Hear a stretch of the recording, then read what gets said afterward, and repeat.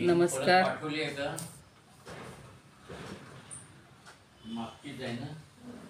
नमस्कार. आज सोमवार 30 जून. आता आपला हा महिना संपत आला आणि हे पहिलं प्रकरणही तसं या आठवड्यात संपेल. सर्वांना शुभेच्छा. अलंकापुरी पुण्यभूमी पवित्र, तिथे नांदतो ज्ञान राजा सुपात्र. तया ठविता महापुण्यराशी, नमस्कार माझा सद्गुरु ज्ञानेश्वरासी. नमो अनंताय शुद्धाय कूटस्थायात्मने नमः. प्रेमांबुधिविहाराय ज्ञानराजाय ते नमः. माधुर्यरसकल्लोलां शिवशक्तिस्वरूपिणीं, अमृतानुभवार्थाय वन्दे ज्ञानेशनन्दिनीम्.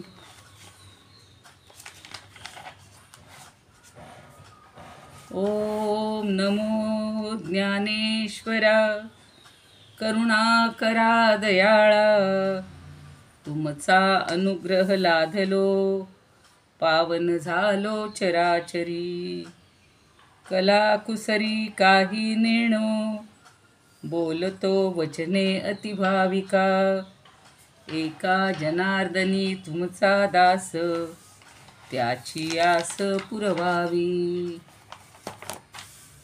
काय सांगू देवा ज्ञानोबाची ख्याती.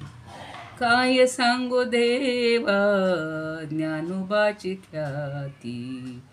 वेदमैशामुखी बोलाविले,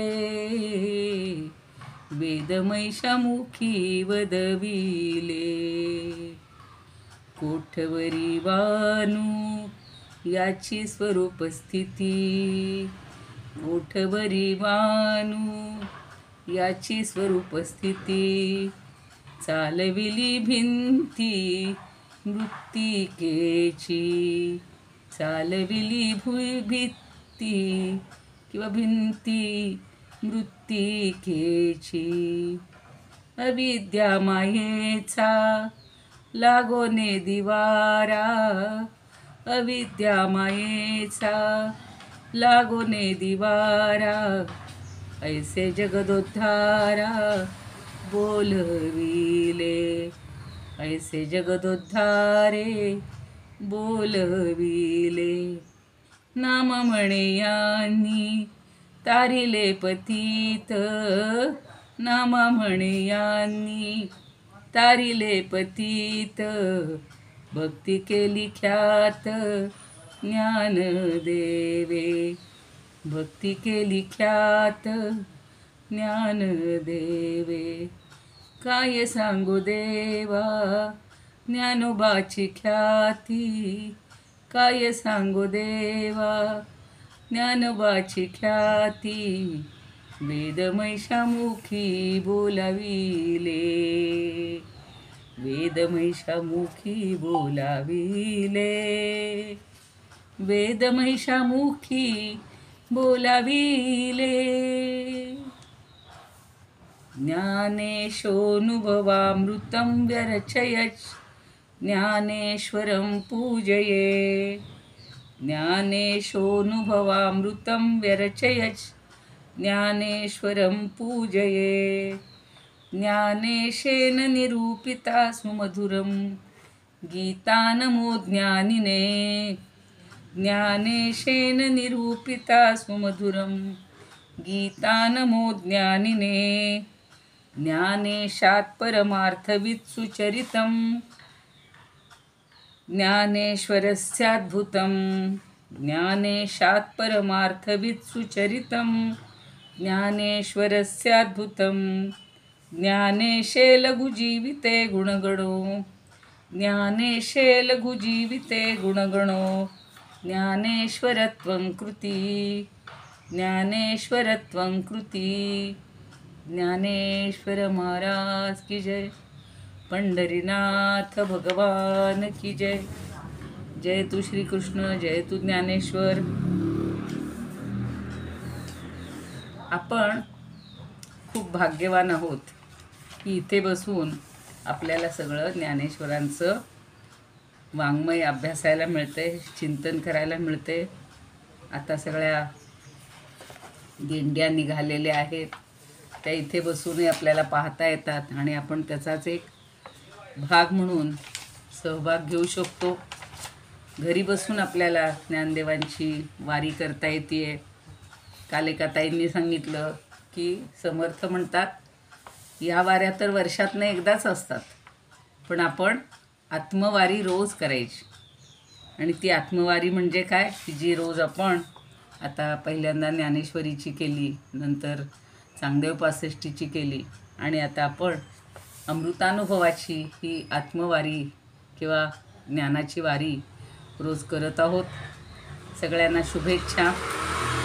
एक गोष्ट परवापासून सांगायची होती की आपल्याच समूहामधल्या कमलताई भांगे या नुकत्याच शृंगेरीला जाऊन 18 अध्यायी गीताचं सादरीकरण करून तिथली परीक्षा देऊन अत्यंत चांगल्या दर्जात उत्तीर्ण झालेले आहेत. त्यांचा सन्मान शंकराचार्यांच्या हस्ते झालेला आहे. तर त्यांचं आपण सगळे मिळून अभिनंदन करूया. पहिल्यापासूनच त्या खूप अभ्यासू आहेत. मोठ्या पदावर त्यांनी आयुष्यभर नोकरीही केलेली आहे, मुख्याध्यापिका प्राचार्यानं. आणि अजूनही निवृत्तीनंतर त्या सतत सहभागी असतात आपल्या सगळ्या काय म्हणूया आपण अभ्यासामध्ये. सगळ्या प्रकारच्या त्या सहभागी आहेतच आणि आत्ताही त्या आपल्यामध्ये असतातच. तर त्यांचं एकदा पुन्हा मनापासून अभिनंदन. त्यांची अशीच उत्तरोत्तर प्रगती होवो आणि आपल्यापैकीही ज्या कोणाला काही मार्गदर्शन हवे असेल तर आपण त्यांच्याकडून घेऊ शकतो. आपल्या किती 51 झाल्या होत्या का ओव्या? 51-52 झाले. जय श्री कृष्ण ताई, रुपाली ताई. हा बोला बोला. हा नमस्कार, बोला. खूप खूप आभार. तुम्ही आवर्जून उल्लेख केला. नाही फार मी मोठं केलेलं नाहीये, माझं कामच होतं ते. आणि ध्यास घेतला म्हणतो ईश्वराने आणि त्यात मोलाचं मार्गदर्शन तुमचं आहे ताई. तुम्ही माझा पाया घातला गीता उच्चारण करण्याचा. मला एम4ला शिकवायला होत्या तुम्ही आणि केवळ म्हणूनच हे शक्य झालंय. विनम्रपणे सांगू इच्छिते. तुमची खूप सिंहाचा वाटा आहे याच्यामध्ये माझ्या यशात. तुमची नम्रता ही मला समजतीये, पण खरंच तुमचं अभिनंदन. मला इतके दिवस समजलं नव्हतं आणि समजूनही मला बोलतं म्हणजे काही वेळेला असं होतं की आपण मागे पडतो बोलण्यामध्ये. पण आता कालपासून ते लक्षात आलं की आपण आज नव्या दिवशी सगळ्यांच्या देखत सगळ्यांसमोर अभिनंदन करूया. कारण असे आपल्याकडं चांगली रत्न आहेत, चांगले एक कलाकार आहेत, अभ्यासक आहेत आणि त्यांची आपण दाद घेतलीच पाहिजे, नाही का. आज त्यांनी मला तिघींना समाविष्ट करून घेण्यासाठी सांगितलं, म्हणून मी खरं 10 मिनिट वेळ वाळवला, म्हणजे त्यात व्यतीत केलं. वाया नाही घालवता, व्यतीत केलं. धन्यवाद ताई. त्यांना तुम्ही ऍड करून घेतलं तिघींनाही धन्यवाद. त्यांना मी सांगते आता. हा तेच केली असेल त्यांना लिंक लगेच आता बहुतेक. ते काय झालं मग म्हणलं पुन्हा करण्यात मला वेळ नसतोच, त्यापेक्षा आत्ता पाहिलं सूचना लगेच करत बसले. सगळ्याजणी इथे उपस्थित होते, आपण मला थोडा वेळ तेवढ्यासाठी मी घेतला. कारण जे उत्सुक आहेत ना ते आपल्यामध्ये आले पाहिजेत, ही माझी तळमळ असते. आणि सगळ्याजणी अभिनंदन. सगळे श्रीकृष्ण कृपा आहे आणि रुपाली ताईंचे आशीर्वाद आहे, त्यांचं मार्गदर्शन. खूप अभिनंदन तुमचं. धन्यवाद धन्यवाद. अभिनंदन खूप खूप. त्यांनी कष्ट केलेत, एवढे सोपं नाही आहे तेवढे त्या पदाला तिथं पोहोचणं. खूप खूप कष्ट करावे लागतात. अभिनंदन. धन्यवाद धन्यवाद. अभिनंदन अभिनंदन. कमलताई अभिनंदन. धन्यवाद धन्यवाद. ताई अभिनंदन. हो चालेल. क्लासला उशीर होतोय ताई, सॉरी. नाही उशीर नाही. अहो याही गोष्टी व्हायला पाहिजेत ना, क्लास म्हणजे काय शेवटी. अभिनंदन कमलताई तुमचं. धन्यवाद धन्यवाद धन्यवाद. आम्हाला किती दिसला. त्यांनी खूप वेळेला आपल्याला मदतही केलेली आहे. आणि कुणाला काही अडचण असेल तर तुम्ही त्यांच्याकडे मार्गदर्शन घ्यायला हरकत नाही. आता त्यातल्या तशा तज्ज्ञ म्हणूही आपण की अभ्यासक आहेत, त्यांचा आपल्याला उपयोग होऊ शकतो. बरं, आपले किती झाले होते? 51-52 मला आठवत नाही म्हणून विचारतीये. 53 झाले होते ना? 52 झाले. हां ठीक, हां ठीक आहे. 53 आज घ्यायचं, चालेल. आपण आता मागच्या ओव्यांचा थोडासा आढावा घेऊयात. आता ह्या सगळ्या आवडीच्या ओव्या झालेल्या आहेत, आपल्याला सुरू झालेल्या. एक 6 ओव्या किंवा 7 ओव्या त्या ज्ञानदेवांनी शेवटच्या अगदी महत्त्वाच्या म्हणून आपल्याला सांगितलेल्या आहेत. आणि त्या झाल्या की आपल्याला ह्या शिवशक्ती समावेशनचं सगळा जो विषय आहे तो चांगला समजला किंवा समजेल. आणि आपण गुरुस्तवनाकडे पुढे जाणार आहोत. आता बरोबर गुरुपौर्णिमा येईल त्यावेळेला ते गुरुस्तवन सुरू व्हावं आपलं, अशी माझी पण इच्छा आहे. 52वी ओवी होती, परी सोने नसी दुजे. छान ओवी होती. नव तू लेणे सोना भजे, हे नमन करणे माझे तैसे आहे. सोने नसी म्हणजे सोन्याहून, दुजे म्हणजे दुसरं. नवतू लेणे सोना भजे, त्याच्याहून लेणं म्हणजे अलंकार जे असतं ते सोन्याच्या रूपाहून अलंकार काही भिन्न असत नाही. म्हणजे तो सोन्याशी अनन्य असतो. भगवंताशी आपण जसे अनन्य व्हायला लागलेलो आहोत, आपल्याला आता ज्ञानेश्वरी, अमृतानुभव सगळे हे ग्रंथ म्हणजे आपण त्यांच्याशी जोडले गेलेलो आहोत, ज्ञानदेवांशी जोडत आहोत. आणि ज्ञानदेवांशी जोडलं म्हणजेच परमात्म्याशी, कारण भक्त आणि परमात्मा वेगळे राहतच नाहीत. ज्ञानदेवांनी कधीच ते परमात्म स्वरूप प्राप्त करून घेतलेलं आहे. आणि त्या अनुभवावर तर आपण आता त्यांच्या याच्यावर वाटचाल करतो आहोत. तर जसं अलंकार हा सोन्याशी अनन्य असतो आणि तो सोन्याची शोभा वाढवतो, त्याप्रमाणे प्रकृती पुरुषांहून मी निराळा न होऊन त्यांना माझे वंदन करणं हे माझं कर्तव्य आहे किंवा वंदन करणं आहे. आता सांगितलं तसं आपणही भिन्न नाहीत, सगळे एक आहोत. सगळे एक आहोत ही भूमिका आपल्या मनामध्ये रुजली की मग आपल्याला परमात्म्यापर्यंत जाणं किंवा त्याला वंदन करणं हे वेगळं काही करायलाच नको. मी पण सगळ्या श्रोत्यांना आणि अमृतानुभव साधकांना, भक्तांना त्यांच्या हृदयस्थ परमात्म्याला वंदन करते, ज्ञानदेवांना वंदन करते. आणि आता आपण 53वी ओवी घेणार आहोत. मी म्हणलं तसं त्या दिवशी आपण घाईघाईत 6 ओव्या वाचल्या होत्या, पण आता त्याचा अगदी व्यवस्थित अर्थ समजून घेऊया. किती छान दृष्टांत देतात ज्ञानदेव. आणि या 7 ओव्यांनी हा जो दृष्टांत आहे की भक्त आणि परमात्मा किंवा शिवशक्ती आणि आपण हे भिन्न नाहीतच, सगळे एकरूपच व्हायचे, अनन्य भावानं आपल्याला शरण जायचे त्यांना. म्हणून आता पुढची ओवी पण छान आहे बघा. सांगता वाचे ते वाचा, ठाऊ वाच्य वाचकाचा, पडता काय भेदाचा, विटाळू होय. आता हा शब्द थोडा विटाळू होय हा शब्द जरा आपल्याला खरा कसा तरी वाटतो, पण महिलांच्या दृष्टीनं विटाळू हा शब्द आपल्या माहितीतला आहे. आणि विटाळूचा अर्थ स्पर्श असा घ्यायचा. काय घ्यायचा? स्पर्श असा घ्यायचा. म्हणजे मग त्याच्यात आपल्याला वावगं काही वाटणार नाही.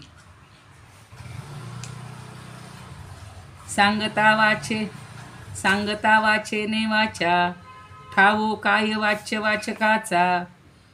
सांगता वाचे ने वाचा, ठावो काय वाच्य वाचकाचा. ठावू म्हणलंय, काहींनी ठावो म्हटलेलं आहे. मी मुद्दाम वेगवेगळ्या म्हणजे लोकांनी संपादित केलेल्या आवृत्त्या घेतलेल्या आहेत. तर त्यापैकी मला आता वामनराव देशपांडेंची पण परवा मिळाली आपल्या नलिनीताईंकडून. त्यांनी अगदी आवर्जून माझ्यासाठी एक प्रत आणली, माझ्यासाठी ती पाठवलेली आहे, घेऊन आलेले आहेत.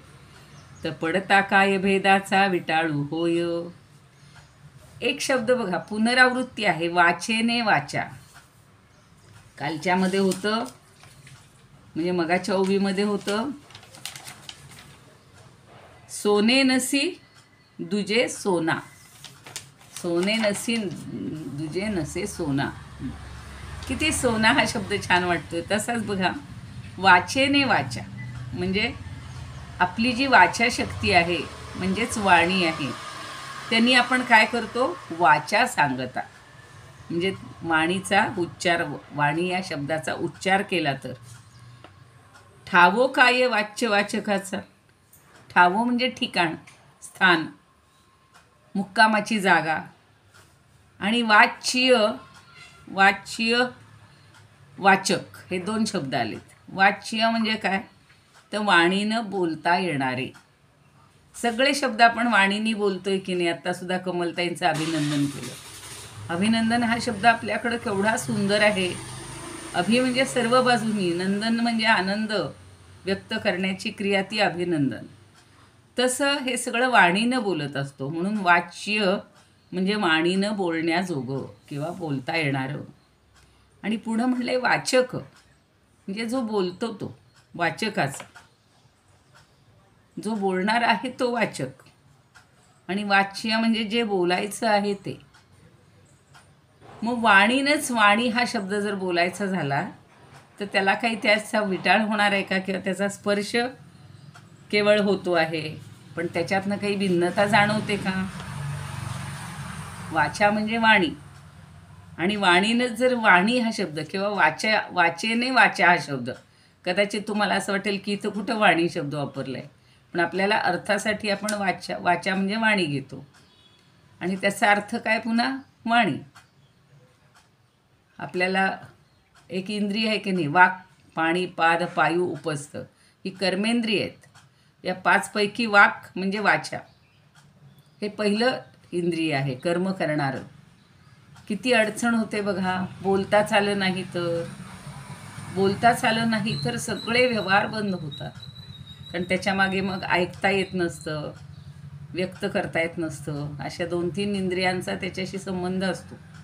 पण वाणीनंच, वाणी हा शब्द उच्चारताना, म्हणजे ज्याचा उच्चार केला जातो, तर तो वाणी आणि वाचक हे वेगळे आहेत का हो? हे 2 शब्द निराळे जरी दिसले, त्या ठिकाणी वाच्य आणि वाचक असे जरी असले, तरी त्याला त्याचा स्पर्श होतो का, एकमेकाला दोष येतो का, तर तसा दोष येत नाही. दोन्ही एकच आहे. जसं सोनं आणि सोन्याचा अलंकार हे दोन्ही एकच आहेत, त्याच्यामध्ये भिन्नता नाही. तसं भगवंत आणि हे भक्त हे भिन्न नाहीत. शिवशक्ती आणि स्वतः ज्ञानदेव म्हणतात मी भिन्न नाहीच आहे. त्यामुळे मी वंदन केलं किंवा नमन केलं म्हणजे मी परका नाही कोणी, हे लक्षात ठेवा. तसं वाणीनंच, वाणी हा शब्द उच्चारला तर त्याच्यामध्ये काही भेद वाटेल का, भेद निर्माण होईल का, भेद दिसेल का, तर नाही. भेदाचा स्पर्शसुद्धा होणार नाही. तर वाणीला, गुलाबराव महाराज म्हणतात की वाणीला वाचा हा शब्द लावला असता, म्हणजेच वाणीनं वाणी, वाचेनं वाचा शब्द उच्चारला तर वाच्यवाचक भाव उमटतो. हे खरं, जे एक बोलणारा आहे आणि एक बोलायचं आहे. पण इथे 2 निराळ्या वस्तूंचा संबंध होतो का, 2 निराळ्या वस्तू आहेत का. बोलायची ती वाणी आणि बोलणारा तो वाणीच शब्द बोलणार आहे. आता तुमच्यापैकी समजा कोणी ही चोवी वाचली तर बोलणारे वेगळे होतील, पण वाणी हा शब्द एकच राहणार आहे.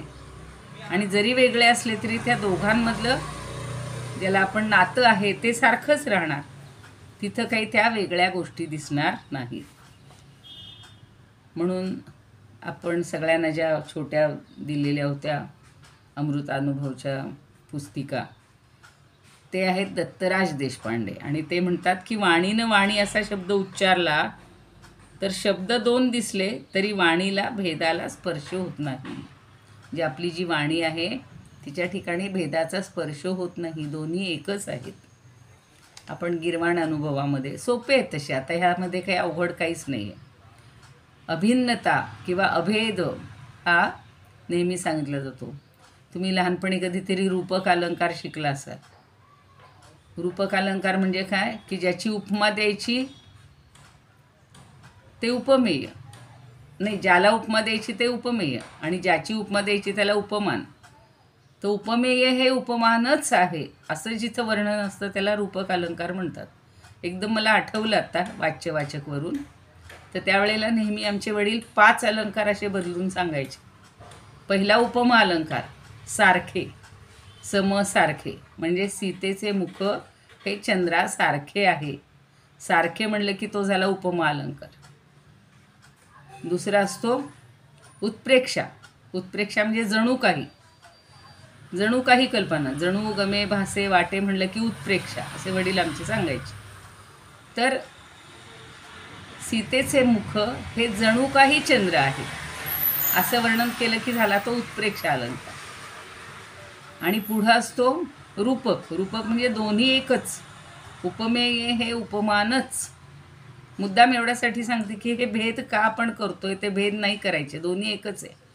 उपमेय हे उपमानच म्हणजे काय, सीतेचे मुख हे चंद्रच, भिन्नता नाहीच, सेमच, एकच. सीतेचे मुख हे चंद्रच म्हणलं की तो रूपक अलंकार झाला.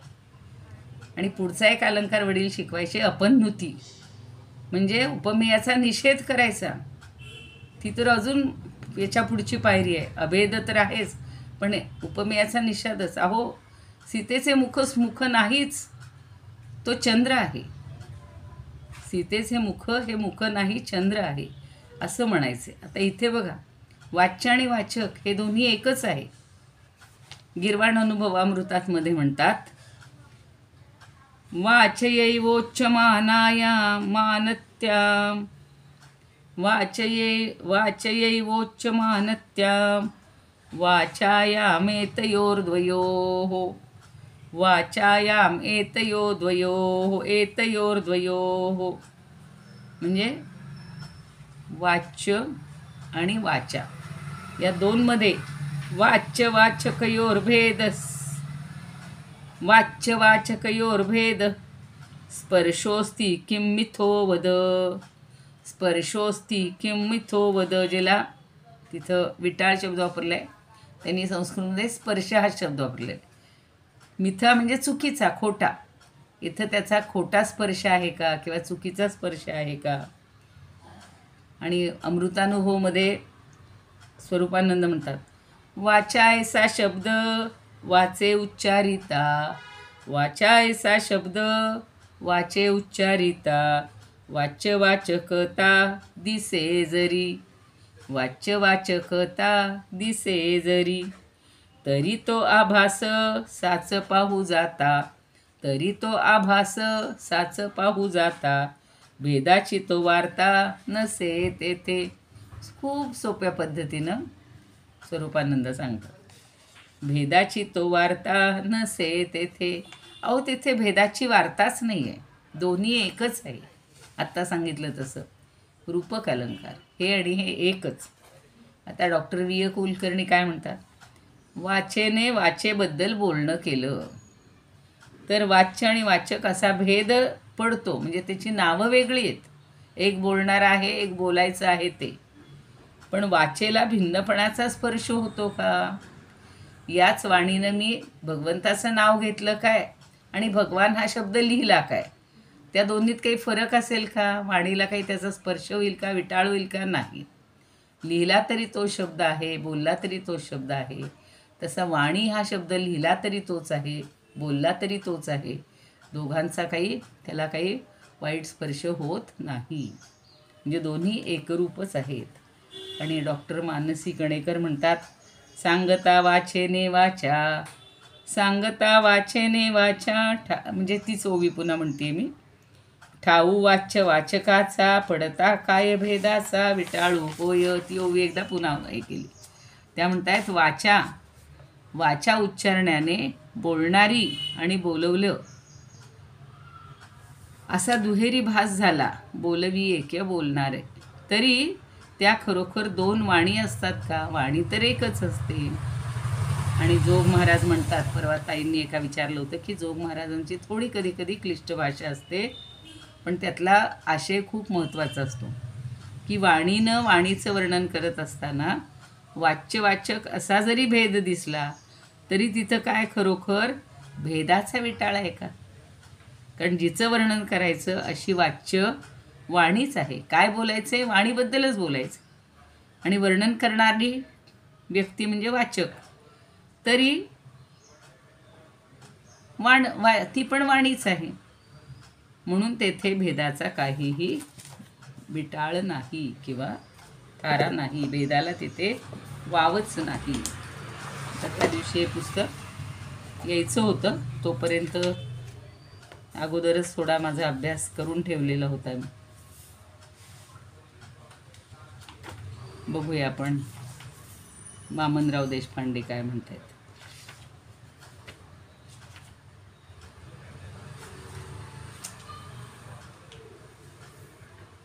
सांगता वाचेने वाचा ठाऊच म्हणले यांनी, ठाऊ वाच्य वाचकाचा पडता काय भेदाचा विराळू होय. यांनी विराळू पण ते विटाळूच पाहिजे, तर म्हणजे प्रिंटिंग मिस्टेक आहे.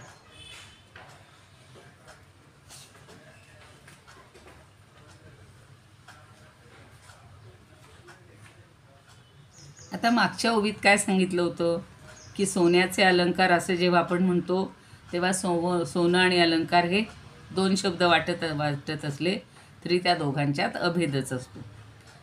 फूल आणि फुलातला सुगंध म्हटलं तरी तेही दोन शब्द असले तरी त्या दोघांच्या मधलं एकत्व जाणून घ्यायला हवं. आणि त्याच्या मागच्या ओवीत ज्ञानदेव म्हणत होते की शिवाला शब्दाचे अलंकार अर्पण केल्यामुळे त्या अरूपाला रूप प्राप्त झालं, परंतु हे अलंकाराचे सौंदर्य मूळ शिवतत्व हे काही अभिन्न आहे का? नाही. त्या रूपाला आणि अरूपाला काही वेगळं अस्तित्व प्राप्त होतं का? नाही. शिवाला नमन करायला गेलं तर मी कुठे वेगळा राहू शकतो का? नाही.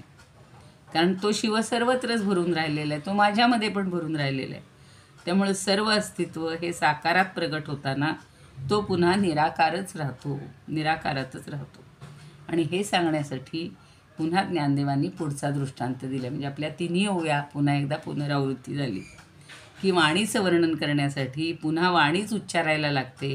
म्हणजे मूळ वाणी आणि वाणीचा विषय झालेली वाणी एकच असल्यामुळे त्या ठिकाणी भेदाचा विटाळ राहत नाही. संभवेल का? थोडक्यात विशेषणांचा उच्चार हा केवळ शब्दमाध्यमातून प्रगट होतो. मूळ वस्तू आहे तशीच आहे, तिथेच आहे, असा हा अभेद आहे. आता पुढची ओवी आहे 54वी. सिंधू आणि गंगेची मिळणी, स्त्री पुरुष नामाची मिरवणी, दिसतसे काय पाणी द्वैत होईल. आता दोन शब्द आहेत बघा. सिंधू म्हणजे समुद्र आणि गंगा म्हणजे ही नदी आहे. जसं मगाशी अलंकार आणि सोनं यात फरक नाही, वाणी ही लिहिण्यातला शब्द आणि बोलण्यातलं याच्यात फरक नाही, तसं आता सांगतात की सिंधू आणि गंगेची मिळणी. सिंधू म्हणजे समुद्र आणि गंगा म्हणजे नदी. मग तिथं काय आहे? सिंधू हा पुरुषवाचक शब्द आहे आणि गंगा हा स्त्रीवाचक आहे. म्हणजे स्त्री पुरुष नामाची मिरवणी. मिरवायला फक्त हे दोन नामं वेगळी आहेत. एक स्त्रीवाचक आहे, एक पुरुषवाचक आहे. आपल्याला सगळ्यांना माहिती आहे की शंकराच्या जटेतून गंगा पृथ्वीवर अवतरली आणि एका विलक्षण वेगानं ती ओढीनं समुद्राकडे वाहत चालली, समुद्राला जाऊन मिळते. म्हणजे गंगा म्हणजे स्त्री आहे आणि समुद्र म्हणजे पुरुष आहे. पण हा जो दिसत असे तरी काय पाणी द्वैत होईल, आता त्यांचा संगम झाल्यानंतर ते पाणी वेगवेगळ्या नावानं जरी तिथं मिरवलं तरी सुद्धा त्या पाण्यात काही भेद आहे का हो? पाणी म्हणजे एकच असतं. त्यातला एक विचार महत्त्वाचा आहे की नदी ही स्त्रीलिंगी आहे, गंगा ही स्त्रीलिंगी आहे, समुद्र हा पुल्लिंगी आहे, पण पाणी जे आहे एकमेकात मिसळून जातं ते मात्र नपुंसकलिंगी आहे. असंही त्यांनी पुन्हा छान समजावून दिलं. आणि आता ते पाणी जेव्हा समुद्रात असतं तेव्हा ते पुल्लिंगही स्वीकारतं आणि गंगेतून वाहतं तेव्हा ते स्त्रीलिंगही स्वीकारतं. म्हणजेच तो पुरुष प्रियकर म्हणजे समुद्र आणि स्त्री प्रेयसी म्हणजे गंगा, शिवशक्तीतलं सांगतायत. त्यांच्या मिलनातून जे पाणी उसळून येतं ते द्वैताच्या पलीकडं आहे, दोन्हीकडं अद्वैत आहे हे लक्षात घ्यायचं. मग ते समुद्राचं पाणी नाही की नदीचं नाही, एकदा मिळालं की फक्त पाणी, जल, मग ते केवळ पाणीच उरतं. त्या वाहणाऱ्या पाण्याला द्वैत भावना असत नाही, ते अद्वैती प्रवाहात वाहत राहतं. आता आपल्याला वेदांत शास्त्रानं अद्वैत सांगितलेलं आहे सगळीकडं. सगळ्यांमध्ये द्वैत भावना कुठेच नाही. तू मी हा भेदच करायचा नाही. तो तू तो ती मी काही भेद नाही. सगळे आपण एकच आहोत. ते वेगवेगळ्या उदाहरणातून आपल्याला पटवून देत आहेत. आता याच्यात काही अन्वयाला वेगळं नाही आहे. सिंधू आणि गंगे कुणाचा आवाज येतोय? वासंतीताई बंद करा तुमचं हे. हां, ऑडिओ बंद करा प्लीज, कृपया. तर आत्ता सांगितलं तसंच गंगा ही सिंधूस मिळाली असं जेव्हा वाक्य उच्चारतो तर त्यातील गंगा मगासारखंच गंगा ही स्त्री आहे, सिंधू हा पुरुष आहे असं व्याकरणाच्या दृष्टीनं जरी निराळं असलं त्या शब्दांचं महत्त्व, तरी पाण्याच्या बाजूनं पाहिलं तर पाणी दोन होतील का हो? एकदा पाण्यात पाणी मिसळलं की एकरूप होऊन जातं. खूप ही एकरूपतेची संकल्पना. वासंतीताई तुमचा ऑडिओ बंद करता का? हां करा बरं. हां, सगळ्यांना मग त्याचा आवाजाचा त्रास होतो. आता एवढाच फरक आहे की आपण समुद्राचं पाणी अगदी म्हणून एक सुभाषित छान आहे खरं, की अगदी तहानेनं व्याकुळ झालेला मनुष्य कधी समुद्राचं पाणी पिऊ शकत नाही, पण तेच तो छोट्याशा झऱ्यातलं पाणी पिऊ शकतो. त्या चवीच्या दृष्टीनं फरक असू देत, ते आपल्याला माहिती आहेत म्हणून. पण पाण्यात पाणी मिसळल्यानंतर सगळं एकरूप होऊन जातं आणि ते मूळ जे पाणी म्हणतो त्याची रुची मधुरच असते. फक्त त्याच्या धर्मात थोडासा फरक आहे. धर्मी असं म्हणलेलं आहे, ज्याच्यात फरक आहे तो धर्मी. तर जे उदक आहे त्यात काहीही भेद होत नाही. सिंधूचं आणि गंगेचं पाणी हे एकच आहे, पाणी म्हणूनच आहे.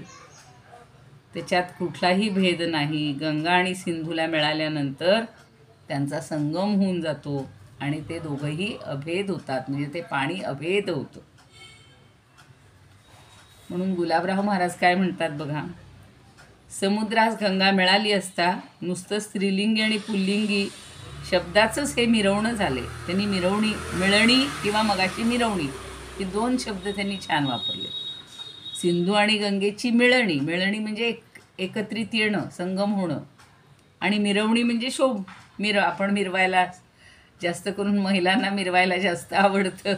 छान छान कपडे, छान अलंकार, सगळे दागिने घालून थाटमाट करून कार्यक्रमामध्ये जायला, ते मिरवणी. तसा शब्द इथं मिरवणी वापरले. तर हे फक्त स्त्रीलिंगी आणि पुल्लिंगी शब्दाचं हे मिरवणं आहे. बाकी पाणी काही भिन्न होत नाही, पाणी एकच असतं.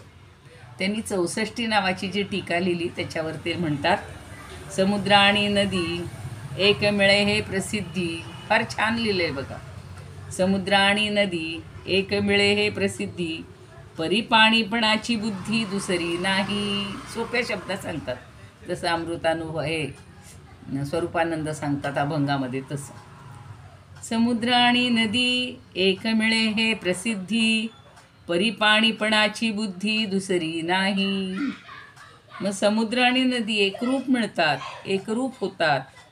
आणि आपण सगळेजण पाहतो की तिथं फक्त पाणी, कुठलंही दिवस आपण म्हणतो का हो त्यात बघा गंगेचं पण पाणी आहे, समुद्राचं पण नाही, किंवा अनेक नद्या येतात, फक्त इथं गंगेचा उल्लेख केलेला आहे. पण सगळ्या नद्यांची पाणी त्या समुद्रामध्ये मिसळल्यानंतर अथांग सागर बनतो आणि सगळं मिळून एक पाणी ही संकल्पना तिथे उरते, दुसरी काहीही उरत नाही. आता मगाशी म्हणलं तसं छोटे जे पुस्तक आहे त्या दत्तराज देशपांडेंनी अगदी सोप्या भाषेत त्याचंही छान वर्णन केलेलं आहे की गंगा समुद्राला मिळाली या वाक्यानं स्त्री पुरुष नामाचा भेद दिसला तरी पाण्याच्या ठिकाणी भेदाचा स्पर्श होत नाही. होतो का? नाही होत. आता गिरवाण अनुभवामध्ये काय म्हणतात बघा, स्त्री पुन्नाम प्रभेदेन गंगा सागर संगती संविभाती तथाप्यस्ती.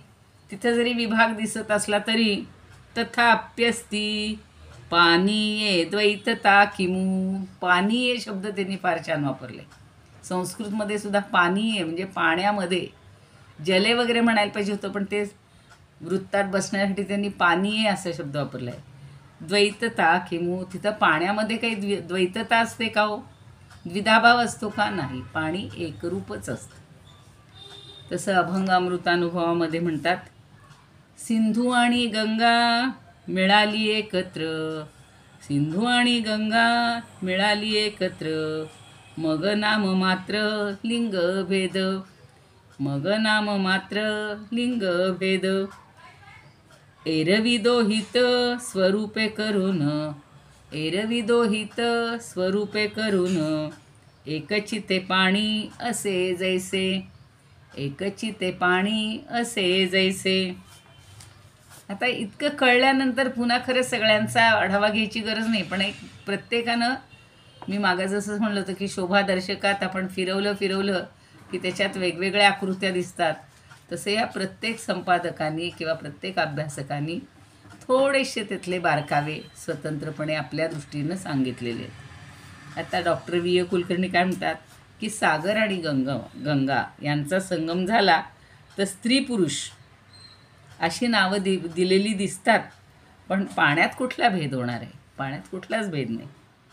आणि डॉक्टर मानसी कणेकर म्हणतात, स्त्री पुरुष अशा लिंगभेददर्शक नामांनी मिरवणारे सागर आणि गंगा असे 2 शब्द असले तरी सिंधू गंगा यांच्या संगमानंतर पाणी कधी दुभंगेल का? ही कल्पना मला आवडली. एकदा संगम झाल्यावर पुन्हा पाण्यात द्विधा कधी द्वैधा अवस्था येते का? द्विधावस्था येते का? नाही. ते एकदा मिळालं की मिळालं. तशी आपल्या सगळ्यांची मनं एकदा मिळाली की मिळाली. जेव्हा स्त्री ते सासरचं माप ओलांडून घरात जाते तेव्हा पहिल्या दिवशी ती जरा वेगळी असते. आपल्याला वाटतं की आपण कुठून आलो, आपलं माहेर तिकडं राहिलं, सगळे आपले लोक तिकडे राहिले, पण हळूहळू ती एकरूपता आपल्या त्या घराशी होऊन जाते. त्यामुळं आता कोणी नाव विचारलं तर आपल्याला पहिलं नाव आठवतसुद्धा नाही. आपण याच नावाचं सगळीकडे नवीन जे नाव आपण धारण केलेलं असतं, आता नवीन म्हणजे तेच जास्त जुनं झालं, कारण आपण माहेरी खूप थोडा काळ काढलेला असतो, त्या तुलनेनं सासरी जास्त काढतो. तरी ही द्विधावस्था ही कुठेच राहू द्यायची नाही, ठेवायची नाही, असं मानसी कणेकर पण म्हणतात की एकदा संगम झाल्यानंतर तिथे द्विधा पाणी पुन्हा होतं का हो? बाजूला का एखादा म्हणेल चला आपण इकडं गंगा काढून घेऊ आणि इकडं समुद्र काढू, काही नाही. कुणालाही त्या भगवंताला सुद्धा शक्य होणार नाही, कारण त्यांनीच ही एकरूपता दाखवलेली आहे. त्यामुळं भगवंतसुद्धा असं वेगळेपणा दाखवणार नाही. आणि जोग महाराज काय म्हणतात बघा की गंगा आणि सिंधू जिथे मिळतात तिथे गंगा ही स्त्री आणि सिंधू हा पुरुष अशा नामाचा व्यवहार जरी आपण करत असलो तरीसुद्धा समुद्र आणि गंगा यांच्या पाण्यात काही भेद आहे का? काही नाही. म्हणजे समुद्राच्या पाण्यात हात घातला तर हाताला त्यांनी असं जरा छान दिलेलं आहे की समुद्राच्या हातात पाण्यात जर हात घातला तर त्याला काय मिशा लागणार आहेत का? आणि गंगेच्या पाण्यात हात घातला तर हाताला काय नथ लागते का? जरा व्यवहारातली उदाहरणं म्हणून त्यांनी पटवून दिले. तर व्यवहारातील स्त्री पुरुषाच्या योगाप्रमाणे गंगेचा आणि समुद्राचा योग हा नसून उभय रूपानं एक पाणीच आहे, एवढं लक्षात ठेवायचं. आता जे वामनराव देशपांडेंचं पुस्तक काही जणींकडे आहे, उर्मिलाताईंकडे आहे, सुमनताईंकडे आहे, पण आता आपल्याला सगळ्यांनाही ते प्राप्त झाले. त्यामुळं त्यांनी थोडंसं मगाशी सांगितलं तसं डिटेल सांगितलं की शंकराच्या जटेतून आलेली ही गंगा आणि हा विलक्षण वेगानं ती येत असते, ते आपण मगाशी पाहिलं. आणि समुद्राच्या पाण्याला ती मिळते, तेव्हा ते दोन्ही पाणी वास्तविक भिन्न असत नाही, ते एकच होतं. अशी एकरूपता आपल्यामध्ये आली पाहिजे. मग घराघरातल्या 2 व्यक्ती असतील, 4 व्यक्ती असतील, 5 असतील, पूर्वी 10-15 जणांचं कुटुंब एक असायचं आणि सगळे गुण्यागोविंदानं एकत्रित नांदायचे, राहायचे. तसं आपण राहायला पाहिजे घराघरात. मग जिथे कामाला जाऊ तिथे तर अनेक लोक असतात, मग प्रत्येकाचे विभाग वेगळे असतील. आता कॉलेजमध्ये गेलं तर प्रत्येकाचं आधी फॅकल्टी वेगळी, नंतर विभाग वेगळे, रूम वेगळ्या, मोठाले हॉल वेगळे, पण ती एकूण सगळी जी महाविद्यालय ही संकल्पना असते ती एकच असते. NCCत असताना मी सांगायची, पहिल्यांदा आपलं एक युनिट असतं, युनिट असतं. म्हणजे एका कॉलेजमधल्या NCCच्या मुली या 54 मुली म्हणजे सगळ्या मिळून एक असतात, पण त्या ह्या कॉलेजच्या म्हणून त्यांची ओळख असते. मग आम्ही जेव्हा ह्याला जायचो, शिबिराला जायचो, कॅम्पला जायचो, तेव्हा अनेक कॉलेजच्या मुली एकत्रित यायच्या. मग त्या सगळ्या म्हणजे NCCच्याच मुली. मग त्यांच्यात एकरूपता व्हायची. मग ह्या बटालियन, समजा आमचं 7 महाराष्ट्र गर्ल्स बटालियन, तर तिथून ग्रुपला गेलो तर तिथे ग्रुपमध्ये अनेक बटालियनची मुलं मुली एकत्रित आलेले असायचे. पण ते सगळे NCCचेच, म्हणजे सगळे NCCचे छात्र झाले. म्हणजे NCC हीच त्यांची ओळख आहे. मग तिथून पुढे जेव्हा राज्याचं एकत्रीकरण असतं त्यावेळेला राज्य आणि जो नॅशनल हे असतो, दिल्लीची परेड असते 26 जानेवारीची, त्यावेळेला सगळ्या राज्यातले सगळे एकत्रित येतात, म्हणजे पूर्ण देशातले सगळे एकत्रित येतात. तेव्हा हम सब भारतीय है ही संकल्पना त्या ठिकाणी असते आणि सगळे NCCचे छात्र आणि छात्रा हे एक रूप होतात. असं आपलं एक उदाहरण दिलं मी. तसंच इथं कितीही भिन्नता असली तरी त्यामध्ये एकरूपता पाहिजे. भारताचं वैशिष्ट्य म्हणून आम्ही सांगताना भारतीय संस्कृतीचं हे सांगायचं की विविधतेत एकता हे आपल्या भारतीय संस्कृतीचं एक वैशिष्ट्य आहे आणि ते ह्या तत्त्वज्ञानाच्या पायावरच आधारलेलं आहे. म्हणजे राज्य अनेक, भाषा अनेक, लोक अनेक प्रकारचे, वेश अनेक, सणवार अनेक, पण या सगळ्यांमध्ये भारतीयत्व ही एक भावना असते. पण ज्ञानदेवांनी त्याच्या पुढे जाऊन हे विश्वची माझेघर केले. म्हणून मला कधी कधी हे असे युद्ध करायला लागले आणि एकमेकांना कुरघोडी करायला लागले, हाणमारी करायला लागले, असं वाईट वाटतं की अरेच्या आपण ह्या पृथ्वीची सगळे मिळून एकच लेकरं, म्हणजे सगळी मिळून एकच आहोत. पृथ्वी माता आपली सगळ्यांची एकच आहे. तसा तो भगवंत एक आपला सगळ्यांचा पिता आहे. मग कशाला असे भेद करायचे, कशाला भांडणं करायची? आपल्या इथं तर किती पक्ष किती काय, काल ज्या पक्षात या पक्षात होते ते लगेच उद्या बाजूला होतात की त्या पक्षाला नावं ठेवायला लागतात, त्याच्यावर काय म्हणू आपण टीकास्त्र सोडायला लागतात. हे जर माणूस सगळं विसरला आणि फक्त माझ्या देशासाठी मला काही करायचं, मग त्या पक्षातच राहायला पाहिजे, पक्षाच्या बाहेरच जायला पाहिजे, ही भावना सोडायला पाहिजे. मी फक्त भारतीय आहे, भारत मातेचा सुपुत्र आहे, सुकन्या आहे आणि मी देशासाठी काहीतरी केलं पाहिजे, या भावनेनं आपण आयुष्य जगलं पाहिजे असं मला वाटतं. आणि तीच भावना या अमृतानुभवामध्ये आपल्याला डोकावलेली दिसते की सगळ्यांशी एकरूपता करायची. मी आणि माझं वेगळं ठेपण ठेवायचंच नाही. मी म्हणलं की तो अहंकार आला की सगळे विकार आले की सगळं आपण म्हणतो ना वेगवेगळी दुखणीच मागे लागतात. म्हणून तो अहंकार विस्तारला या ध्येयाचा, स्त्रिया पुत्र दिके होतयांचा, असं ते छान नाही आहे. तर आपण इथे थांबूया. इदमुपकर्तुं भुवन मंडलम समुदितमिव भास्करम सादरम वंदे ज्ञानेश्वरम.